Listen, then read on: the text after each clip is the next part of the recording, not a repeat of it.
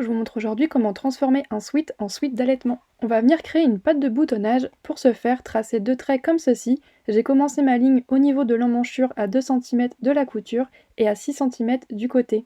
Elle mesure 32 cm de long. Tracez la seconde à 0,5 cm d'écart. Découpez ensuite deux bandes de tissu en coton de 7 cm de large et 34 cm de long. Repliez ensuite les bandes comme ceci, endroit contre endroit, épingler et coudre les côtés à 1 cm du bord. Retournez sur l'endroit et passez un coup de fer pour bien aplatir les coutures. Placez ensuite vos bandes comme ceci sur vos lignes et épinglez. Veillez à épingler qu'une seule couche. Coudre ensuite tout le long à 1 cm du bord. Commencez votre couture à 1,5 cm des deux extrémités. N'hésitez pas à faire un repère. Veillez aussi à coudre qu'une seule couche.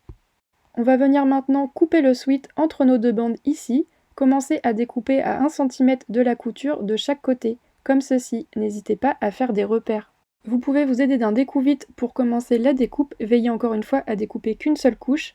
Arrivez ici, crantez le tissu en V au plus près de la couture, comme ceci. Vous devez obtenir un petit triangle. Positionnez vos deux bandes, celle de droite en dessous et l'autre au-dessus. Veillez à bien rentrer les coins et le petit triangle à l'intérieur. Aidez-vous du fer à repasser. Pour un bon maintien sur l'envers, épinglez le surplus de tissu avec le triangle, comme ceci, et coudre au plus près du bord ici.